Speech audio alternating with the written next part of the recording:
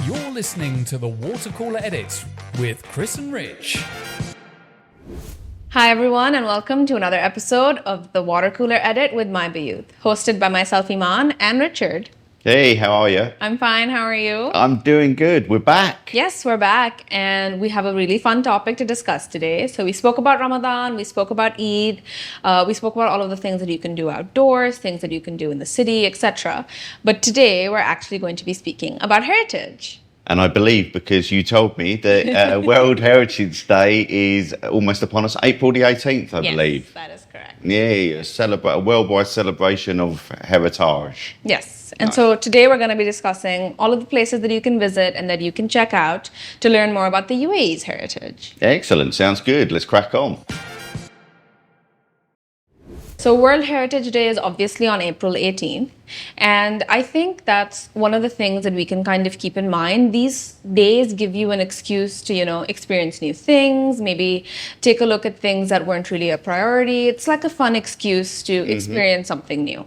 For me, at least, that's how it is. I totally agree. Look, I think it's very easy when you live somewhere such as this that there's so many Things modern to do, thing, yeah. new things opening all the time that sometimes the kind of culture and heritage and history, there's some great places to go and see, but they kind of get lost a little Yes. bit. So the fact that days like this shine a light on on that history that is there, but can sometimes get a little bit lost with everything Yes. else, I think it's really cool, right? Yeah, I think it's really fun. And the thing is, we get to live in such a country that has taken a lot of strides to maintain and preserve and showcase all of the heritage, the culture, the traditions. And it's not just through the museums that they have, but, it's like a whole integrated calendar of events, exhibitions, workshops, all sorts of stuff. So you don't necessarily need to go to these places.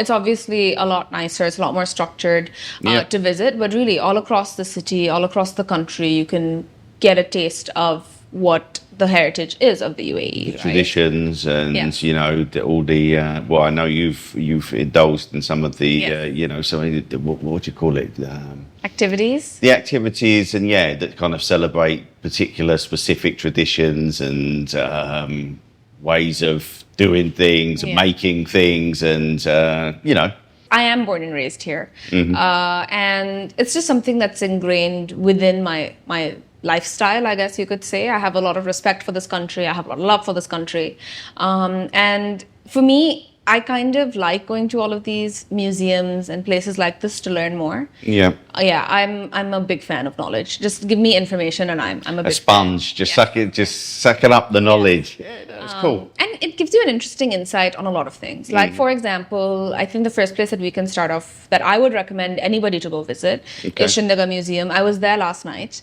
Normally, most museums are not open in the evening time, but because it's Ramadan, they have different timings. This is when I visited. Obviously, when this airs, it's going to be after Eid.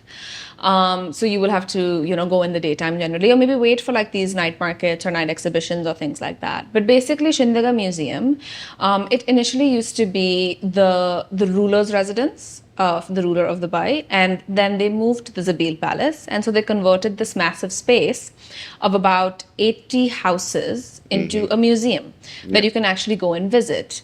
It's super economically priced. It's in a very easy to navigate location, so it's right by the creek. I was going to say it's down by the creek, isn't it? Yeah. Yeah, they have a decent amount of parking. If not, you can go by metro. There's all sorts of things to explore. So I actually only explored a portion of the museum. It was so big that I was like, I actually have to come back. So I'm going back on Friday. So if you go in if you go in each house, is there kind of like a different theme within Yes. each house? Yeah. So each house has its own name. So for example, I went to the perfumery house, which was all about the history of perfume. It explained all of the things in the region, the kind of sort of not exactly the heritage behind it, but the uses, how it's kind of evolved now, the things that you need to keep in mind. And then you could also go and you can smell some of the signature scents of this region specifically, like oud, like amber, and you get to learn about it as well. That's really so cool. yeah, it is. It was really great. And that's just one house. And then they had another one on like traditional crafts. So over there you could learn about like The word I was thinking for when we were at the start of this episode. I was desperately trying to think of the word crafts. And I couldn't. Yes, thank you. Yes. So basically, you know how import and export textile trading played a big part in this region before obviously the discovery of oil, and all of the different sort of techniques that they have that they pass down from within generations. Yeah. And even for perfume making, right? It's a very personal sort of touch that you have. Everybody has their own kind of recipe within their own families, and that's not really readily available to the public. So from that perspective, you get to learn a lot. There are houses on poetry, there's houses on religion. At the same time, you can actually go to the Al Maktoum residence itself, which is where the ruling family used to live. So you can actually go and explore all of that. And they explain, like, you know, the history of all of the rulers, you know, how the house was occupied, how it was changed, you know, how it's become the museum today. Whoa. So you said that's where the ruling family lived until when? The early 70s? Yes. Yeah. Wow. So you actually get to see the abode itself, you know? And they've maintained it beautifully. So after they had moved from this palace to the Zabil Palace, they actually went and they renovated the whole area and they turned it into the museum. So it's super modernistic. But at the same time, you know, there are still the coral houses there. There are still the one-story like villa, bungalow types. Everything is like with cobblestones. You can see a lot of the traditional architecture. It's really nice. Nice. It does sound nice, actually, I have to say. You've sold me. Yes. You've sold me. Yes. I shall be giving it a visit. Yep. So they have a visitor center, which is super modern. That's a new building. And then they have the rest of the houses, which are very traditional. So you get a good mix of both. Yeah, and you can kind of, I mean, because it sounds as though it's quite big, you can kind of wander around at your own pace type thing. 100%. And, you know. I only visited, I think, 5 houses out of, I think, 17. Yikes. And I was there for 3 hours.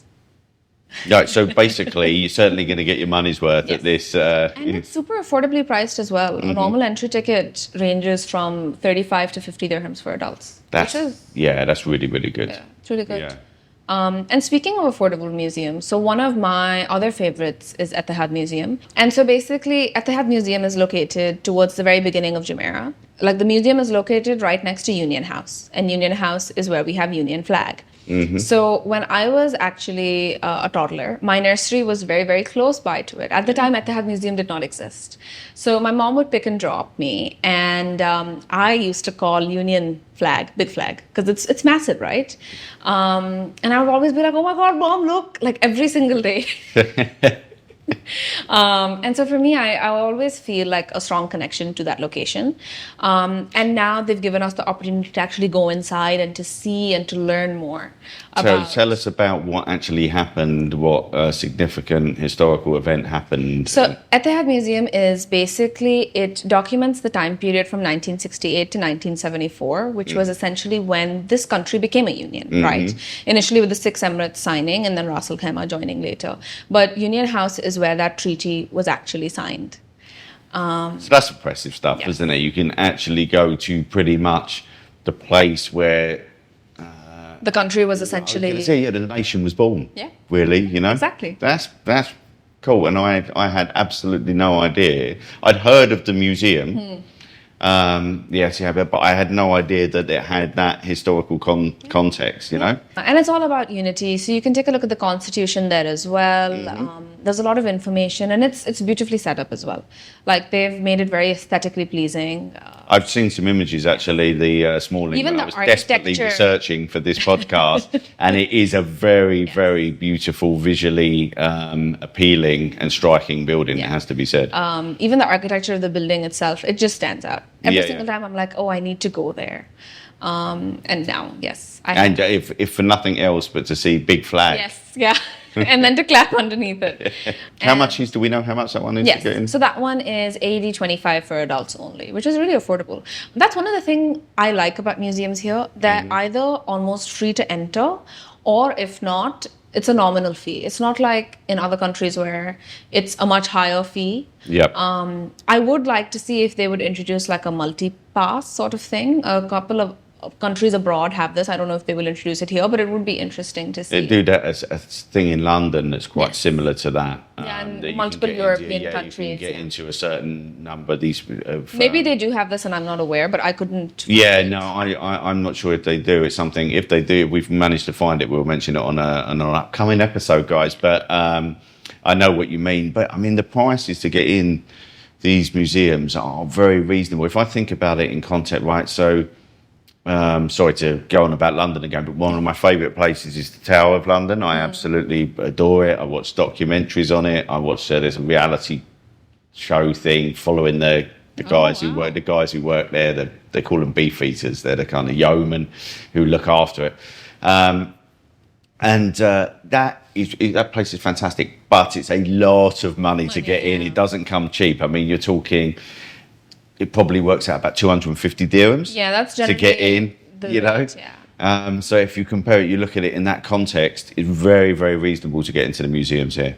Yeah, and there are quite a few free museums as well. So the Dubai Museum, which is Al Fahidi Fort, is currently closed for renovations, but that was free to enter. Nice. So they're actually going to renovate the whole location, and then I'm sure in the next couple of years we'll find out what they've added.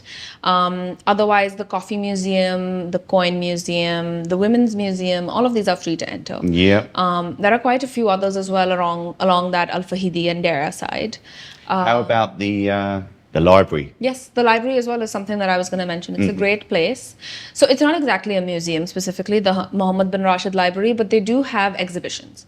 So they have two going on right now. One is about the UAE, specifically again about the founding, just learning more about the history and things like that. But they have another exhibition called Treasures from the Library, right? Okay. Which is basically just a collection of all of their sort of maps, literature, poetry, things from ancient civilizations. So if you don't want to learn about just the heritage and the culture and the traditions of this specific country, but of the wider region, they have a lot on the sort of beginnings of Islam as well. So they have a lot of like first edition texts and things like that are really interesting to just look at and to understand how that kind of came about. I was personally curious. I was like, how did they get all of this? And it was through donations from personal collections and things like that. And I was like, wow. Yikes. Yeah. You said maps as well, didn't you? I mean, some people that really floats the boat. I have to say, I'm a sucker for a map. I have to say, old maps, cartography. Yes. It's a big thing for me. So I'd absolutely be lapping that up. This is just for our viewers and listeners. Hi. This is the museum that is very visually striking again, right? It's shaped like the Quran. Exactly, like a rahel. Say that again for me. That's the stand. Yes, that you use for the Quran. It's the rahel. Yeah, it's a beautiful looking building. Absolutely beautiful. In addition to that, then they have all of the books that you can kind of browse through and borrow and things like that. Those are my picks. Richard, what is your pick? The museum that you visited? The one that I can contribute. Woo-hoo, here we go. The Hatta Heritage Village. A few years ago now, with my parents. It's really, really interesting. I mean, basically there was a village, there's been a village on this site since like the 16th century. I think it's over 20 buildings. There's like a fort, there's a mosque, and they reconstructed. So it is where the village was originally, but obviously some of the buildings wear and tear and all the rest of it. So they kind of reconstructed to an extent, but you can wander through, and it's a bit similar in a way to Shindaga, in the way that, each building you go in has got something different going on. So there's some traditional crafts, etc. But I remember going in the ruler's house of the village back in the day. His house is still there, very, very interesting, but they had a vast array of weaponry. And my father-in-law was with us actually as well. My father-in-law, I remember being absolutely obsessed with the weaponry, specifically was some really, really cool stuff there. But like the traditional daggers, which obviously you get in Oman, you get in Yemen. But here, the Emirati ones this is a little bit of, I found out today, the Emirati daggers, we're talking about the ones with a curved bottom. And some of them are absolutely stunning with the scriptures on them and all the rest of it. but the curve is more extreme on the Emirati one, so it's more Pronounced. yes, pronounced. Thank you. That's a good word. Cheers. I needed that. That was better than what I was coming up with. And it's thinner blade as well. There you go. But they're very traditional. So there was stuff like that, and there was, I think there was even some guns in there and things like that. But look, a really, really interesting place. Hatta in itself is a lovely place to go because there's so much to do there. But I would suggest, I think this is one of the things, right? I think people who come to this country from the outside just kind of think, because they've only been hearing about this country in fairly From recent a different times. context, right? Yeah. That they the kind sort of lifestyle that it offers, all of this sort of stuff. And I think, like you said, it is a little lost. That there is history there, Yes, right? definitely, lots You know, of it. a really interesting history that just kind of gets a little bit lost at times in the newness of everything. So I think it's really nice sometimes just to go and check out. Yeah, check out all of these different places, learn more about it. And Dubai Culture does a great job of They do indeed. organizing all of these sort of events and bringing a lot of interest, bringing a lot of like impressions, a lot of acknowledgement from the rest of the country, right? That, okay, you know, we have all of this, you should take a look. I mean, even last one, the Jumeirah archaeological site, which, look, if you've been to archaeological sites, they're never the most thrilling, right? Because essentially what they are is kind of like ruins, as in, so you can see almost like the foundations of buildings and Because stuff. generally that's all that would stand, right? This is like millennia old. They said, they said it's 9th the to 11th, yeah, yeah. 9th to 11th centuries. So, I mean, it's the Abbasid era, was it Abbasid Yeah, I think era? it was. Yeah. But when you go to these places, you still learn. I mean, visually, it's not going to be the most stunning thing you've ever seen in your but life. they have a lot of information there. That's for you it, to learn exactly, from, yeah. right? And I think it's interesting because that archaeological site is in Jumeirah. So when you're standing there, you get a direct view of the Burj. You get a direct view of the Dubai skyline. Yeah. You have the beach on one side, which is obviously where all of the coastal sort of livelihoods began, right? So you have your fishing, you have pearl diving, you have all of that. So you kind of get a full view of then, now, future. The full present. then and now thing going on, and like you say, the future as well, right in there. So that's cool, isn't it? Yeah, it is. Yeah. And at the same time, there is a really nice cafe that you can stop by at the archaeological site to, you know, chill out, have a traditional Emirati meal, because that's another form of their culture that I think a lot of people don't generally experience. And in general, it's very nice. It's very peaceful, very calming. Any place like that, any archaeological site, museum, and all that, always has to have a coffee shop, right? Yeah. It's essential. Yeah. It's absolutely essential. So I'm always up for a bit of coffee shop action. If they have a gift shop as well, I do like a fridge magnet. And that brings us to end this episode today. So if you want any information on the top museums in Dubai, on the top free museums in Dubai, or any other information on the museums that we've mentioned today, so whether it's parking, whether it's tickets, whether it's how to get there, etc., you can take a look at that on My Bayut. So that's Bayut.com/My Bayut. And if you have any comments or suggestions or anything of that sort, please feel free to share them. Richard will look at all of those. And we're excited to catch you in the next one. Cheers, guys. Take care. You're listening to the Water Cooler Edit with Chris and Rich.